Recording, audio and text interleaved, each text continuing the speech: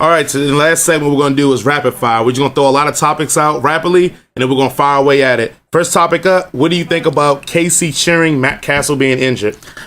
Low class. That's just horrible. All right, you never root for your own guy. Even if you don't like him, you don't root for your own guy to get injured. That's just a horrible thing. You don't root for anybody to get injured. It's a sport. Yes, you pay your money. Yes, you're a fan. I'll even admit, when I go to a game and I see somebody get hit hard and they're down, the first second, I'm like, yeah! But if the guy is actually injured, I'm concerned. I'm actually really interested to hear what Reese say, because he's a Philly fan, and we know how them Philly fans go. All right, Reese, what do you say? I say, man, you can't really fault them. You can, but you can't. Man, it's a sport. You want your team to win. Any means necessary. If the player gets hurt and you want him, your backup to play, why not? I am so waiting on Vic to get hurt. Let's just face it, man. He just doesn't have it. But we'll talk about that later. But I can't really fault the fans for that. Yeah, he didn't die on the field. He can come back and play, but they want to win. I thought it was distasteful at first, but as I look at it more and more, Jamal Charles ran for like 130 yards that game, and you couldn't score a touchdown. I'm sorry, your quarterback got to go. I'm not saying cheer for him, but your quarterback got to go. Next topic, what do we make of Cam Newton's difficulties? You realize his father came out and said Cam has been like this since 7 years old. He gets very caught up in his head. What do you think about his difficulties? I completely disagree. All right, when we did the show at the beginning of the year, we're talking about how the season's going to go. I said he's going to have a sophomore slump. Now you and I disagree what a sophomore slump is, because you say your numbers are better, but you don't always win as much. I understand that, but at the same time, I see him he's a guy who's going to have to grow. They got tape on him now. They know how to play this guy. All right, I actually do believe he is smart enough and capable enough to the second half of the season, which gives him a couple more losses. The second half of the season, he's going to be one of the spoiler teams, which is going to make him really dangerous next year. What do you think? Is he going to turn back into Superman, Reese? Nah, man. I just don't think he has what it takes. I don't think he has a team around him to do it, So are you saying if he had a team, then he'd be killer? Well, I think he probably need another huge playmaker on offense, honestly. Maybe a big receiver. Well, yeah, Brandon LaFell's a pretty big receiver. Yeah, but at the same time, I mean, bottom line is he ain't getting it done. So if he had a Calvin Johnson, what would he do? Just for the record, Reese stated Calvin Johnson is overrated for the money he get paid, but that's another issue for another topic we're going to talk about. But if he had a Calvin Johnson, what would he do? I mean, he could probably dominate, because hopefully he's going to throw the ball to him, unlike Matthew Stafford. Even if he's double covered or not. He's taller than most corners out there, you know what I'm saying? Pretty much all corners. They know 6'5" corners. Yeah, exactly. So, well, if he gets a guy that can run the ball besides him and a tight end he can outlet to, and they got Steve Smith. Hold on, Greg Olson's a beast. Don't try Greg Olson like that. I think I think Cam Newton is a showman. I think he like to show off too much. I think it's too early. I think it's too early. I think the Cam thing is a mental thing. I think he's never had to deal with criticism of his game. Now, when he stole laptops, that was him. When people said his IQ wasn't great with the Gruden Camp thing, that was him. Every time he's always had adversity, he can go onto the field and show out, and everybody forgets. This is the first time where he's had adversity, and it was related to his play. No, that's not true. And I think, when has his play's been in question? Because when he came into the league, he had adversity. They said he cannot do what he did last year. Hold on, but notice the thing about it is that every adversity he's had, he could solve with his play. Now the adversity is his play. That's what I'm trying to say. Yeah. So I think that's why it's getting in his head. He's not used to having his play not being able to. You can say whatever you want to say about God, but you go out and perform every Sunday, doesn't matter. But if you come out every Sunday, I think he's gonna bounce back. All right, then cool. We'll go to our last subject, which we all seem to talk about: Shaq and Dwight Howard. JD, what do you say, my man? I think Shaq's kind of mad about infringement rights. You play in Orlando. I played in Orlando. You Superman? Well, I was Superman. You go to LA. I played in LA. But Dwight Howard ain't make no Shazam, 4 rings. Dwight Howard ain't make no steal. Dwight Howard ain't make no bad rap album either. But go ahead. So. Oh, damn. Come on now. All right. Yeah, but y'all see, look what Shaq says. Like, score 28-15. You get 28-15, I'll respect you. Well, not every dominant center was a scorer. All right? Some are blockers. The only one I can think of is Bill Russell. What dominant center wasn't a scorer? To be dominant in your position, don't just take centers, because Dwight Howard's not built like a center. He's built like a power forward. He's a 6'10" guy. Rodman was not a scorer, but he was a big rebounder. But he covered centers on the defensive side. Yeah, but he wasn't a center. Rodman covered Shaq. But if we talk about power forwards, we ain't putting Rodman in the top 4 or 5 because he couldn't score. Actually, I think I would. Just because of how his defense and how he helped you win. 5 rings. He got 5 rings. 5 rings. One less than Jordan. Jordan wouldn't have those last 3 without who? I ain't gonna say without him.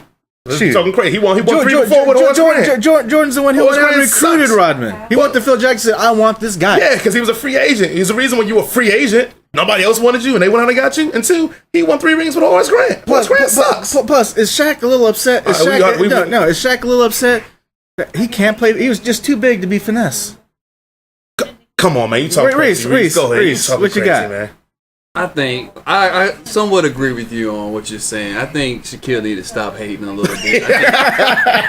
It's like I think he just wanted to be the only big man out there that was just dominant, and I think really this guy can be nice for the Lakers. I think he's a good asset to them. So I just think Shaquille need to just chill out and fall back. I got Shaq back. I'm gonna keep it real. I got Shaq back like a sweater. Cause look here, Shaq, right? 28 and 15, be dominant. Win some championships. Shaq won it. He won championships. He went to L.A. and was the main cog. He was the big fella. He did it. Everything ran through him, and he won. He had his back to the basket, hit you with the spin move, dunked on you, hit the shot. I put it this way. Dwight Howard put his back to the basket. He throwing it back out. He not scoring on you.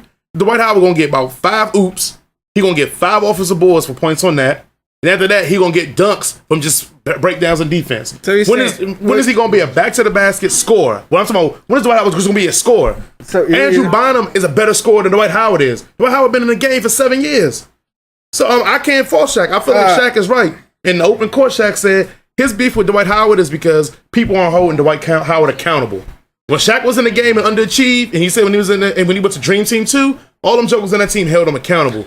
Dwight Howard would be up in the game, blocking shots, or getting his shot blocked and then laughing and grinning with the joker that blocked the shot. What kind of crap is that? Can you imagine Shaq? Shaq threw a ball at Chris Dudley.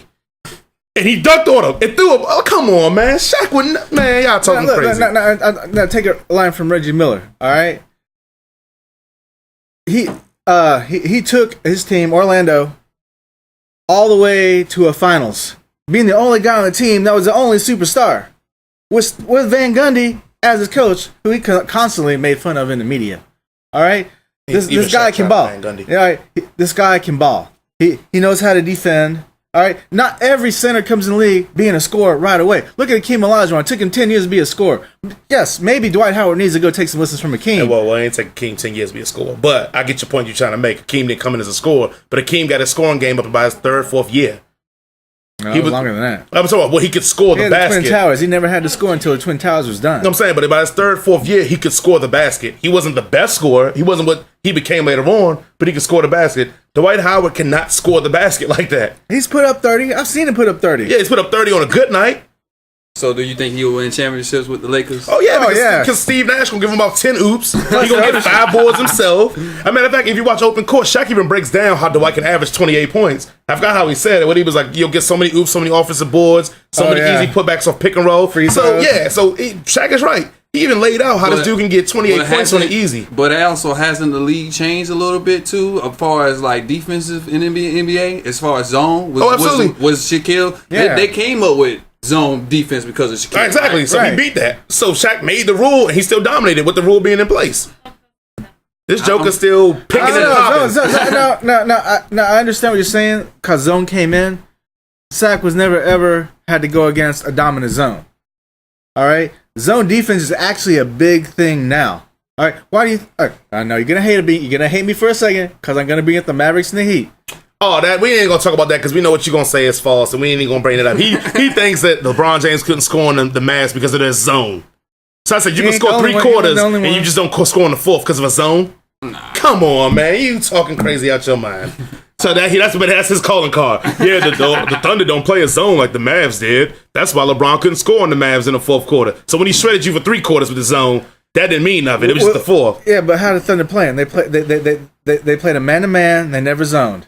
They didn't know how to zone. No, they zoned up eventually, but LeBron, if LeBron play, he gonna kill any zone. Let's keep it real. But this ain't even about LeBron. Because LeBron, Dwight Howard wish he could be LeBron. Like Dwight Howard, I feel like he want to be a small guy that could dribble and shoot. But he can't. That dude, he's terrible. I'm taking Bonham in 5 years. If we're gonna end this, and this is gonna end the teaser, I just have one question. I mean, the teaser. This is a real segment. Well, a real segment. I just got one question. He didn't have us a drink. He don't know what's going on, guys. How do you feel about AC Green coming out and calling Dwight Howard out on being an Iron Man? Did that even ever happen? Yeah, AC Green owns the Iron Man trophy. The Iron Man trophy is the most games you played in a row, and AC Green didn't like him change his name to Iron Man. Oh yeah, because Dwight Howard tried to change his name to Iron Man because I guess he didn't want to be associated with Shaq, or I guess he didn't want to be tried up by Shaq. So he changed his name to Iron Man.